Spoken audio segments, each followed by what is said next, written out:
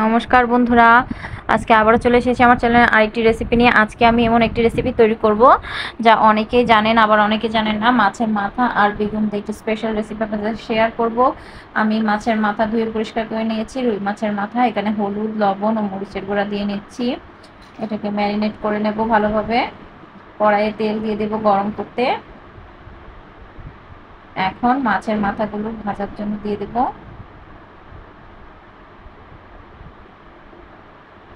আর যারা আমার ভিডিওটা দেখছেন, আশা করি সবাই চ্যানেলটা সাবস্ক্রাইব করে ভিডিওতে শুরুতে একটা লাইক দিয়ে দেবেন।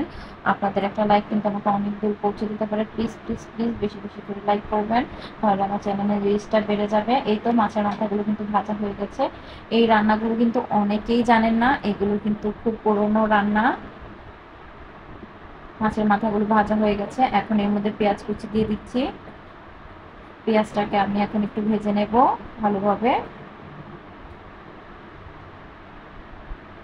পেঁয়াজটা ভালোভাবে ভেজে নেওয়া হয়ে গেলে এদিকে আমি দেখুন বেগুন ও আলু কেটে নিয়েছি। ছোট ছোট যে আলুগুলো হয় এগুলো আমি 4টা করে টুকরো করে নিয়েছি, আর চিকন চিকন করে বেগুন কেটে নিয়েছি।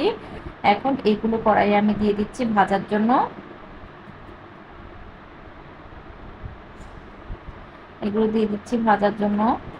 এগুলোকে এখন আমি একটু ভেজে নেব।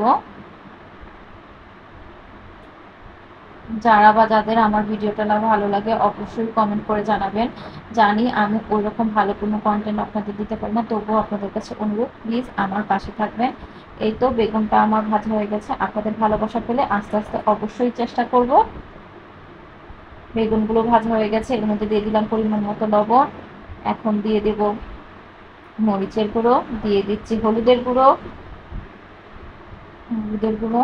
দিয়ে মশলাটাকে কষিয়ে নেব। খুব সহজেই কিন্তু রান্না করে নিতে পারবেন এই রান্নাটা।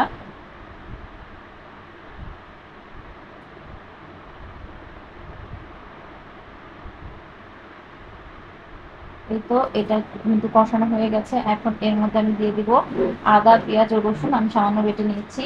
তারপর দিয়ে দিব জিরে বাটা। এখন জিরে বাটাটা দেওয়া হয়ে গেলে মশলাটার সাথে ভালোভাবে কষিয়ে নিচ্ছি। ভালোভাবে কষানো হয়ে গেলে তারপর এর মধ্যে আমি একটু সামান্য জল দিয়ে নিলাম, যেন মশলাটা পুড়ে না যায়।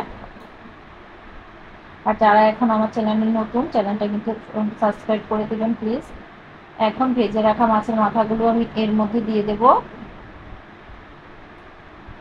ভেজে রাখা মাছের মাথাগুলো দিয়ে সবজিটার সাথে ভালোভাবে মিক্সড করে নেব। এই সবজিটা রান্না করলে কিন্তু গরম ভাতের সাথে জাস্ট জমে যায়। এখন বেগুন ও আলুটা ভালোভাবে সিদ্ধ হওয়ার জন্য এর মধ্যে জল দিয়ে দিলাম, যেহেতু মাছের মাথাটাও এখানে সিদ্ধ হতে হবে, তাই ভালোভাবে জল দিয়ে দিলাম জলের জন্য। এখন এটা ফুটে আসার পালা। এই তো এটা কিন্তু রান্নাটা প্রায় হয়ে এসছে। আমি এটাকে আর ঝোলটাকে আরো টানিয়ে নিব।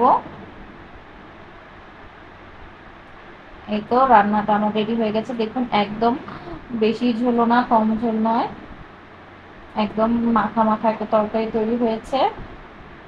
চলুন রেসিপিটা নামিয়ে নেওয়া যাক। এই তো আমার রান্নার ফাইনাল লুক।